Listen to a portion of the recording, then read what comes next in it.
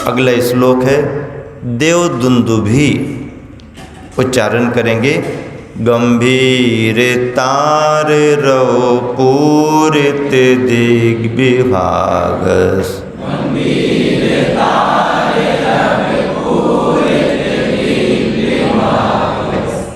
त्रैलोक लोक शुभ संगम भूति दक्षा।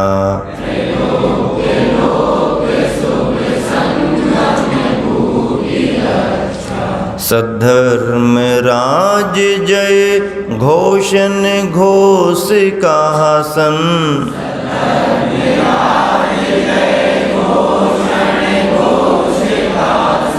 सद्धर्म राज जय घोषण घोष कहासन।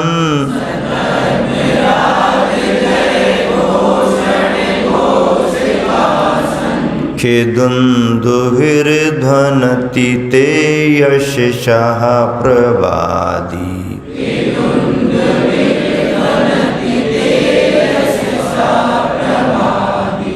गंभीरतारे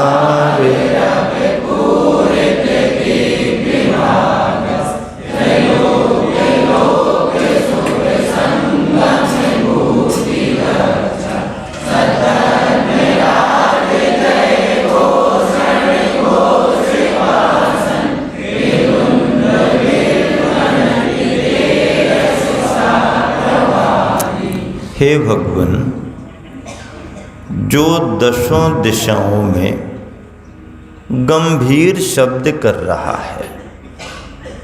शब्द कैसा निकल रहा है, ध्वनि आवाज कैसी निकल रही, गंभीर।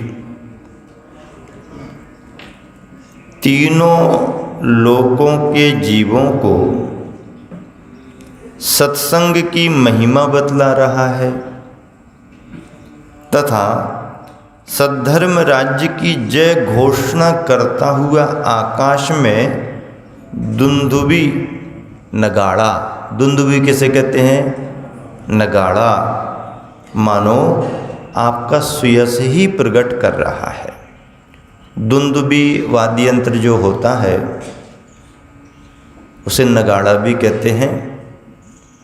नगाड़े बजते हैं तो लोगों को बहुत सारी बातें ख्याल में आने लगती हैं। युद्ध क्षेत्र में भी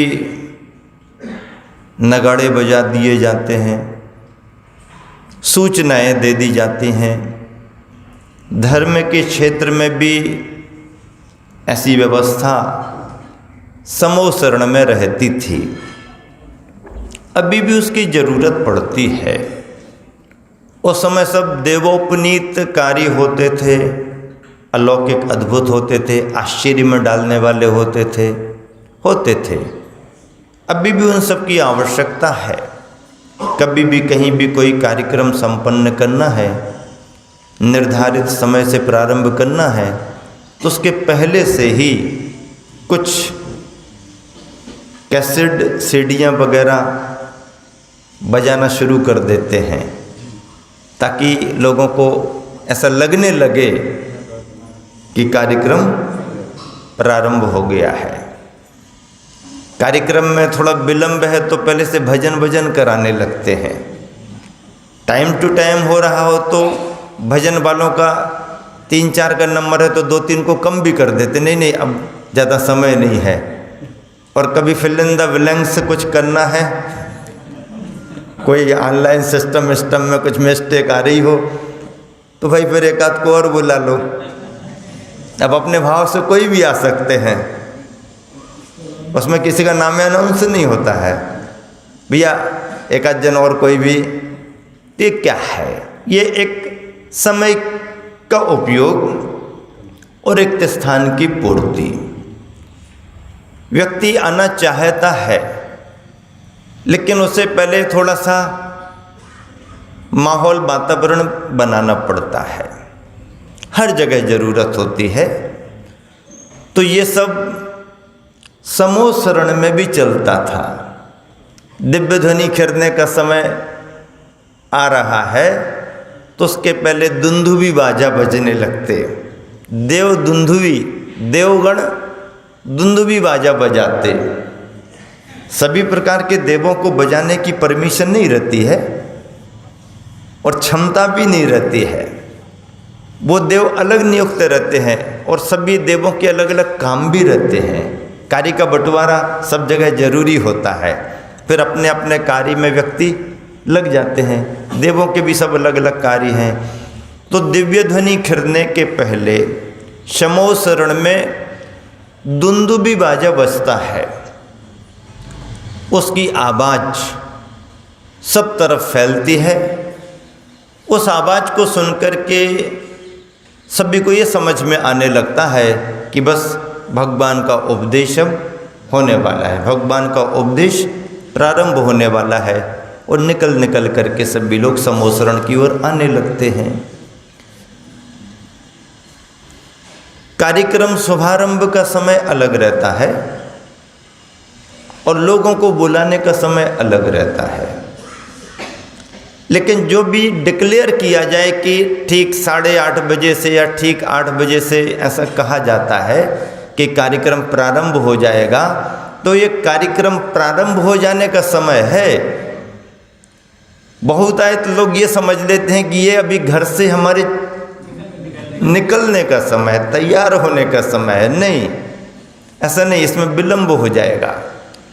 जो समय जिस कार्य के लिए सुनिश्चित होता है उतने समय पर ही 6:30 बजे अभिषेक के लिए मंगलाष्टक, यानी 6:30 बजे मंगलाष्टक अभी के समय के अनुसार जो चल रहा है।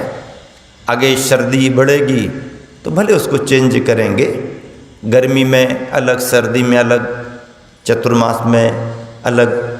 फिर शांति धारा इतने बजे शांति धारा, अर्घ अर्पण होने के बाद इतने बजे के बाद इतने बजे सभा, इतने बजे समापन, इतने बजे सभी जगह समय पर कार्य संपन्न करना चाहिए। समय को निश्चित करके कार्य संपन्न करना चाहिए। जो अपना दिन भर का टाइम टेबल बना लेता है उसका समय खराब कहीं नहीं होता और संपूर्ण समय का वो उपयोग कर सकता है यदि उसने अपना टाइम टेबल बनाया है। कठिनाई हो सकती है, कहीं कुछ सोचा हुआ नहीं भी हो सकता है, कुछ व्यवधान बीच में आ सकते हैं, पर यदि आपने अपना कार्य निश्चित कर लिया, अपना समय निश्चित कर लिया, तो 90% सफलता आपको मिलेगी। और जो इसमें अभ्यासी हो जाते हैं उनके 100% काम उनके सोचे गए समय से संपन्न होते हैं, क्योंकि वो उस अभ्यास में ढल जाते हैं। समयबद्धता इसी का नाम है। समय से बंध करके कार्य करने की जो प्रवृत्ति है वो व्यक्ति को हर क्षेत्र में सफल बनाती है, हर क्षेत्र में।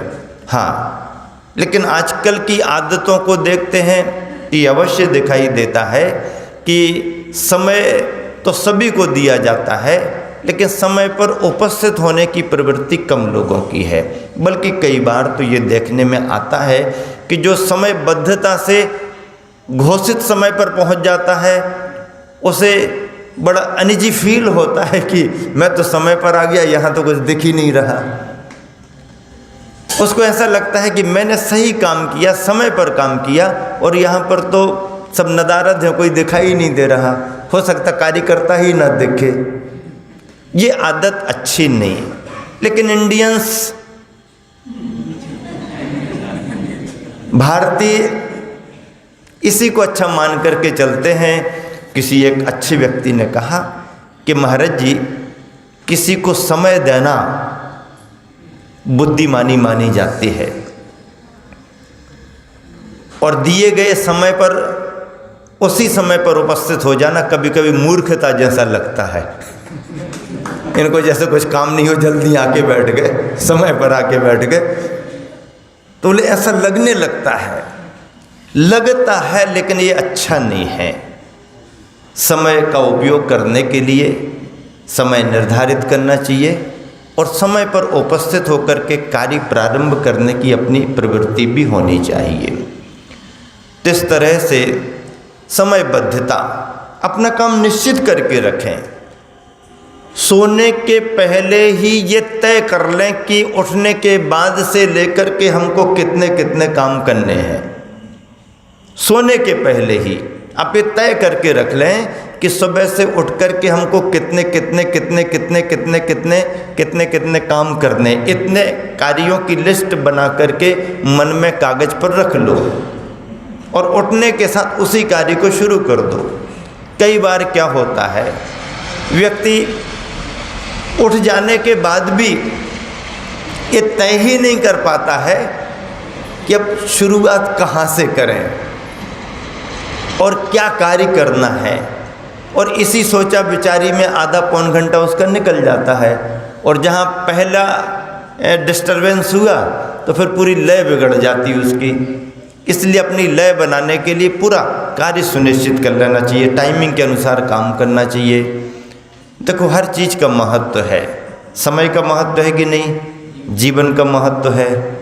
जीवन का महत्व समझने वाले कुछ अपनी व्यवस्थाएं करके चलते हैं, जीवन का महत्व समझाने वाले भी इंश्योरेंस करा देते, भैया तुमको पता नहीं है, इंश्योरेंस करा लो हाँ कब क्या हो जाए। इंश्योरेंस LIC करते ना, अभी करे थे ये LIC वाले, ये LIC, सब अपनी अपनी पॉलिसी से सबका इंश्योरेंस कराते रहते हैं। महाराज जी भी अपनी पॉलिसी से आप लोगों का धार्मिक इंश्योरेंस कराते रहते हैं। हमारे मंदिर भी जीवन बीमा के केंद्र हैं। यहाँ पर भी आपको सुरक्षित रखने की पॉलिसी बनती है। और जो व्यक्ति परमार्थ की दृष्टि से देवशास्त्र गुरु से जुड़ जाते हैं, वो अपने जीवन को सुरक्षित कर लेते हैं। फिर देखिए, बाहर का अधिकारी, बाहर का एजेंट तो अपनी जो भी पॉलिसी होगा देगा, और आप जुड़ेंगे तो उसका अपना फ़ायदा भी है। एजेंट का अपना कमीशन भी होता है, बाकी कंपनी का होता है। तो बाहर तो फिर भी तुम्हारे लिए सब चलेगा, लेकिन धर्म के क्षेत्र में यदि आपने आकर के देव शास्त्र गुरु की शरण में यदि कुछ किया या उनके निर्देशन में अपने जीवन को सुरक्षित रखने के लिए कुछ किया, तो यहाँ पर कोई कमीशन भी नहीं, बल्कि कमीशन भी तुम्हारा फ्री, वो भी तुम्हारे पास रहेगा। परमार्थ का इंश्योरेंस कराना चाहिए। दान, पुण्य, पूजा, अभिषेक, शांति धारा इंश्योरेंस है परमार्थ का।